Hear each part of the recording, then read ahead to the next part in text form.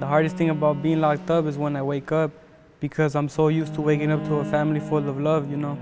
And when I wake up here, it's just like I wake up to nobody even knows who I am. I wake up missing my family. That's the hardest part of the day.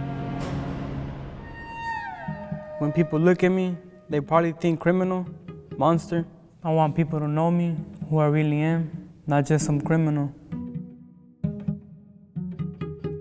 The mantra that I like to use for our kids is, it's never too late to write your own ending. Meaning whatever happened when they were 14, 15, or 16, whatever reason they're in there does not define them.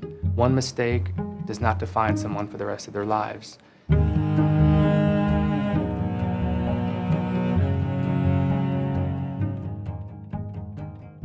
When I'm in the program, I don't worry about what gang I'm from, my enemies or nothing like that. I only worry about my writing, what piece I'm gonna do. What we do in the class is we get a topic. Today, we're gonna write about two topics. We write about that topic, but in our life. The first one is who I am now, and the second one is who will I be? When I came to Juvenile Hall, I was shocked at the lack of programs to help these young people. So I went to the superintendent and I told him that they were warehousing children. This is a volunteer class and you don't have to be here. So that shows a lot about your character that you want to be in this class. So I say thank you to that.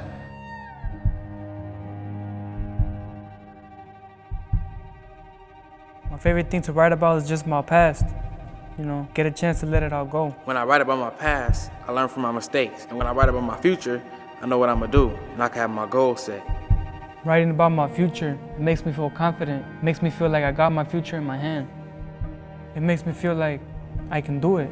I'm creating it. Like I'm making a better future for myself just by writing.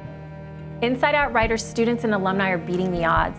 Inside the halls, research has shown that our program has resulted in lower rates of rearrest and re-incarceration. And on the outs, more than 75% of our alumni are currently in school or have great jobs.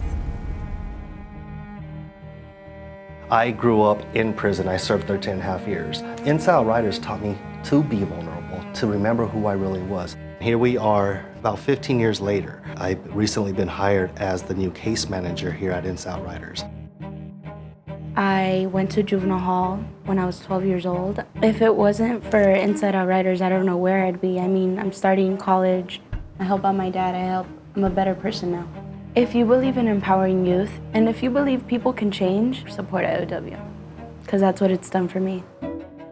I believe, that we're just the facilitators, that you guys are the real teachers. Okay, so we learn from each other, we inspire each other. When you hear other people read their work, you hear what they went through. Person sitting next to you never knew in your life, never said nothing to them. They go through the same stuff you went through. Now is my chance to express my feelings. I just grab a pen and let it flow. That's coming to my mind. I feel free. Who am I? When it comes to perfection, my name won't be mentioned. Who am I now? Right now, I don't know exactly who I am. In my mind, there's a power struggle. Who will I be? I'll be the man I was supposed to be. I know what happens when you keep doing wrong, so I want to change. I'll be the person my mother always wanted me to be. I'm going to wipe her tears away and tell her I'm done and through with my old self. I want to walk away from this jail and never come back. I want to get back what God has given me. I'm Ezekiel. I'm Marco, I'm 17. And I write from the inside out.